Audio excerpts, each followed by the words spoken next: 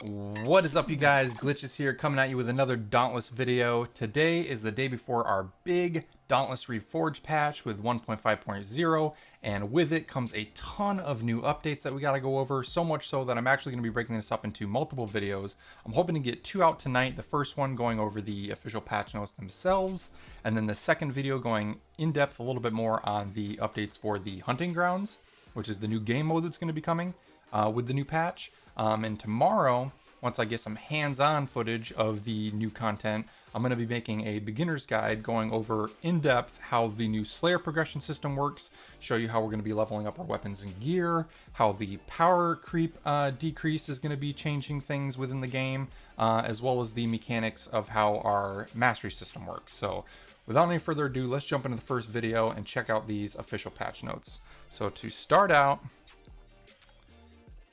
and again, we're going to be going over gear progression and everything tomorrow. And I actually already did a video for the intro updates for the Slayer's Path. I'll post a link in the video above to put you over to that video, and I'll do an update again tomorrow. But first things first, let's jump into the Cold Front Hunt Pass. This is probably one of the coolest looking hunt passes I've seen yet. Again, there's going to be an elite track and a basic track. The elite track is pretty much what you want to go for, mainly because you're going to be getting all of that platinum back if you make it to the end of the hunt track. So it's basically free, but as always, you're going to be getting basically 2 full cosmetic skins. You're going to be getting the new Aether Hearts and Aether Sparks, which you're going to be using to upgrade your gear, all the platinum. All the weapon skins look super cool. I've seen them in game. They actually, all of this like frost smoke is animated on all the weapons, which is really neat. They're starting to do a really good job with these weapon skins. We got some cool little emotes here. Looks like bucket fishing. Cool white hair dye. I'm gonna probably rock that on mine. But I'm waiting for a silver fox hair dye here. We got a lantern skin. We're going to be getting some patrol keys, which I'll go over more in depth in the next video. They're going to be used to open up the hunting ground chests that we're finding when you finish slaying a behemoth, and they're hidden throughout the hunting grounds. Some dyes, banded standard. There's the hammer skin. More keys. We're going to be getting merits, which is the currency that's going to be used to upgrade our nodes within the Slayer's Path progression system. So that's going to be important. Ace chips. Looks like we got another chili emote. That's funny. I love these skins. These are probably some of the coolest looking skins. Last season's was pretty cool too, but I like these God of War style Norse mythology looking skin types. Some face paints. Another emote. Starting a fire. Everything's cold themed. So what is that? 3, 6. So you're getting at least 9 keys more. So it looks like you're getting patrol keys for the chests on every 5 levels. That's pretty cool. Got our trials coins. This looks like an arrival emote, banging your shield. That's pretty dope. And then the final elite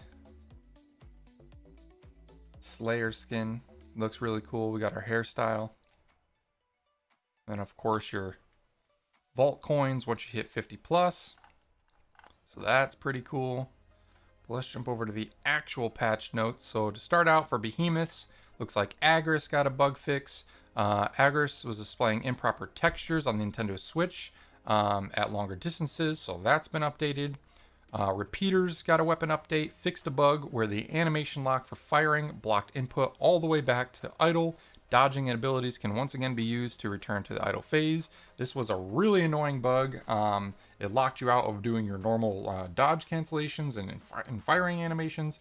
So basically they're bringing that back to how it used to be when it really worked, so that's good. Fixed a bug where players using repeaters could not dodge, activate abilities, or reload without releasing the firing input. These inputs will now buffer, activating after a shot's animation lock and taking priority over starting another shot, so that's good. Miscellaneous fixed a bug where players could not sprint after sprinting and legendary ability activations were mapped to the same input. So fixing some control issues there. Quality of life changes. We've seen the call for build variation and dampening of power creep. Big deal here from players. We're laying the foundation for improvements with Dauntless Reforged, and we can't wait to continue working on these areas. So to start out, modified the damage curves that control how much damage you deal and take from behemoths based on your power versus their power. Smaller power resistance differences between you and the behemoth will matter more than before. This means that you will do much more damage to behemoths that have a significantly lower power score than you, but will take much more damage from behemoths that have a significantly higher power score than you. So this is good. The power creep with the bonuses that you were getting from the Escalation lantern boosts was crazy high. Even at the highest heroic plus difficulty, people were slaying behemoths way too easily. So it looks like the Slayers are actually going to get a little bit of a nerf now, which I'm okay with. It's going to balance the game out. It's going to make the game a little more competitive, a little more strategic, and that's always a good thing. Weapons and armor have a much larger portion of their effects transferred to elemental damage and resistance. This will play a big part in decisions around builds and build diversity. This is also amazing. I know in my previous videos I mentioned how the builds are kind of stale right now. There was only like 2 or 3 main builds that people use just because the slots and the armors themselves were just so good that they could be used on pretty much any weapon. So the fact that they're basing the damage for and against behemoths based off the elemental resistances on your weapons and armor now is going to be a lot bigger factor. That's going to change up the diversity in our builds a lot more, because we're not going to be relying on just the perk cells anymore. We're going to have to actually build around like the elemental resistances. So Blaze against Frost, Frost against Blaze, Shock versus Terra, things like that. That's going to really significantly change how we make our builds. We're going to have to pick and choose our armor pieces a lot more carefully now. And lastly, the Sturdy Cell effect cooldown is reduced to 30, 25, 20, 15, 10, and 5 seconds. Previously 120, 180, 60, 40, 15 for ranks 1, 2, 3, 4, 5, and 6. So that's basically like a 5 times, or like, well, at lower ranks, a 3 times reduction on cooldown for Sturdy. And for those of you who don't know what Sturdy is, basically it makes you unable to be staggered mid-attack. The cooldown was so high before that no one really ever used Sturdy Cells. It was kind of pointless, but that is actually a really nice buff to that, and that could change up the gameplay as well. So that's pretty cool. As for gameplay updates, exotic schematics and heroic dies no longer drop on hunts. They will be reintroduced in a future patch with a new source, one that isn't based entirely on RNG. Stay tuned for more info. Maybe not all of you. I have most of the heroic dies already. I'm only missing like maybe 2 or 3. So that isn't a huge deal, but currently how it is you can only get them through RNG by fighting a certain behemoth at a heroic difficulty or above level. But this sounds like they're implementing a whole new process on how you get those schematics and dies in a future patch. So I'm curious to see what they do with that. Hopefully it's not tied to buying them in the store or anything. I don't think they would do that, but that's a pretty cool update. So now I'm assuming you'll be able to pick and choose what you want, whatever you're missing. We have modified most of the requirements to craft weapons and armor. So orbs, and arc stones are no longer required, and behemoth part requirements have been modified. That's also very good. In general, crafting gear will now require regular parts, while power surging gear, which I'll go over in tomorrow's video, will require rare parts, epic parts, and the aether hearts, which is what you get when you reforge your weapon to reset the rank of it. For elite hunt passes, we no longer provide bonus behemoth loot and part drop. Cells no longer drop from behemoths, but cell cores can now be earned through island events or looting from hunt ground treasure chests. So that's what those patrol keys and whatnot are going to be for. We're going to be doing our new hunting ground events. We're going to be getting chests that we're going to unlock, and that is where we're going to get the bulk of our cores to get new cells. And then for Ramsgate, the daily bounty tokens have been increased from 4 from 2 and moved to the daily coin flip in the Ramsgate Bazaar. So that's cool. So it's not like RNG based on what drops you get. Now, every single time that you do your coin flip, you're going to be getting 4 bounty tokens. And again, in tomorrow's video, I'm going to be going more in depth on this, but bounties are going to be a much bigger deal in Dauntless Reforged. There's a lot more to them. It's not just for Hunt Pass XP and Slayer XP anymore. They're going to be used for your specific upgrade on the Slayer path and a bunch of different progression things, as well as your season pass. So that's a good thing that they're increasing that as well. Added more connecting ropes to Zayla's rope bridge. We take safety seriously in Ramsey 8. Even Far Slayers must abide by work safety regulations. Oh, also, the daily coin flip now resets at 10 a.m.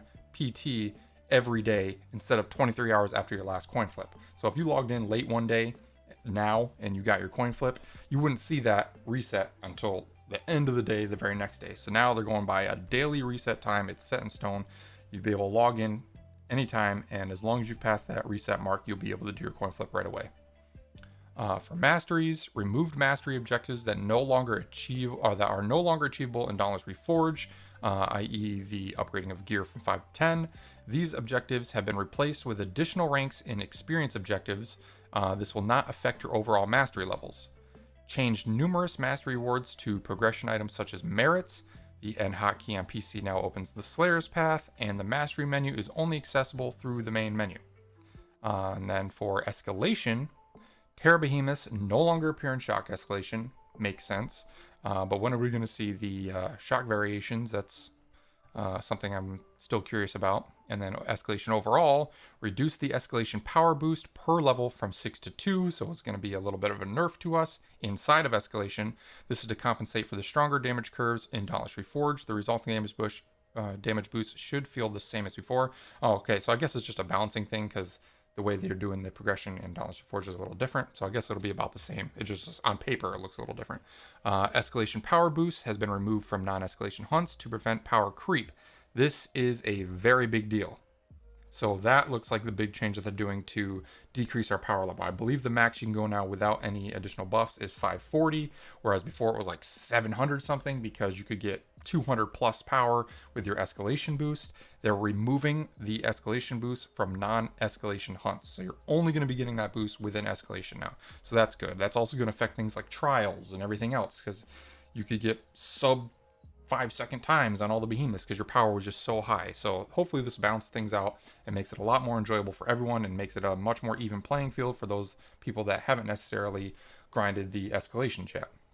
And then lastly, we got some bug fixes for the UI. While in the training grounds, performing Pike Blast will now correctly update the UI move checklist. Surveys now show the correct number of answers, and fixed a bug where selecting not now on a survey wouldn't stop the survey from showing up again. I've gotten like 3 or 4 surveys in a row sometimes. I still answer them all, but for some people, I'm sure that could be a little annoying.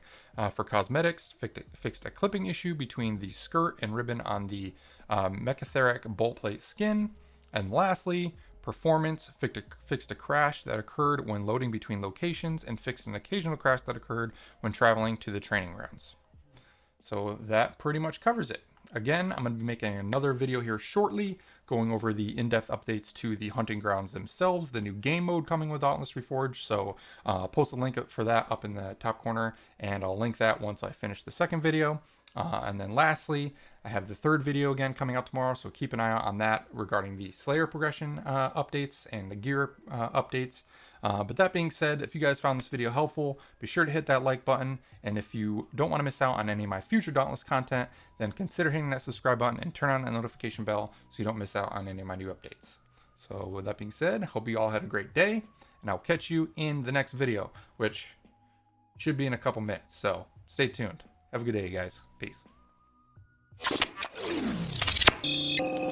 Thanks so much for watching, you guys. I hope you enjoyed the video. If you did, be sure to hit that like button. Also, if you're looking to join a killer community of like-minded gamers, then be sure to click the link in the description and join the Glitch Gang Discord server.